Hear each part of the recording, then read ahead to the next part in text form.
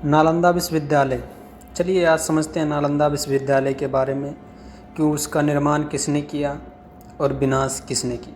तो चलिए शुरू करते हैं। नालंदा विश्वविद्यालय, जिसे नालंदा महाविहार के नाम से भी जाना जाता है, प्राचीन भारत में शिक्षा का एक विश्व प्रसिद्ध केंद्र था। बिहार राज्य में स्थित यह दुनिया के पहले आवासीय विश्वविद्यालयों में से एक था, जो लगभग 5वीं शताब्दी ईसा पूर्व से लेकर 12वीं शताब्दी ईसा पूर्व तक ज्ञान की ज्योति फैलाता रहा। नालंदा विश्वविद्यालय की स्थापना गुप्त वंश के सम्राट कुमारगुप्त प्रथम ने 5वीं शताब्दी ईसा पूर्व के आसपास की थी। यह एक सुनियोजित परिसर था जो लाल ईंटों से बना था और 14 हेक्टेयर से अधिक क्षेत्र में फैला हुआ था। इस विश्वविद्यालय को बाद में हर्षवर्धन और पाल साम्राज्य के राजाओं को भी संरक्षण मिला, जिनके सहयोग से इसका विस्तार और विकास हुआ। नालंदा सिर्फ एक मठ नहीं था, बल्कि कला, संस्कृति और अकादमिक अध्ययन का एक विशाल केंद्र था। अपने समय में यहाँ 10,000 से अधिक छात्र और 2,000 शिक्षक थे।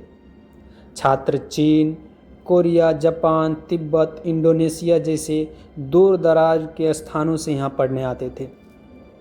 यहाँ बौद्ध धर्म, महायान और हीनयान दोनों को शिक्षा दी जाती थी।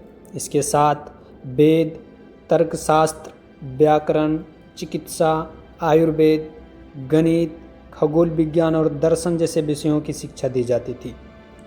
इसकी धर्मकंज नामक 9 मंजिला विशाल लाइब्रेरी दुनिया की सबसे बड़ी लाइब्रेरियों में से एक थी, जिसमें लाखों किताबें और ग्रंथ संग्रहित थे। यह विश्वविद्यालय प्राचीन भारतीय शिक्षा और ज्ञान के स्वर्ण युग का प्रतीक था।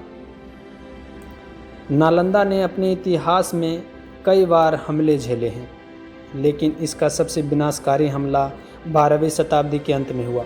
1193 ईस्वी में तुर्की अफगान के सेनापति मोहम्मद बख्तियार खिलजी के नेतृत्व में हुआ। खिलजी एक सैन्य अभियान के दौरान मगध बिहार क्षेत्र में आया था।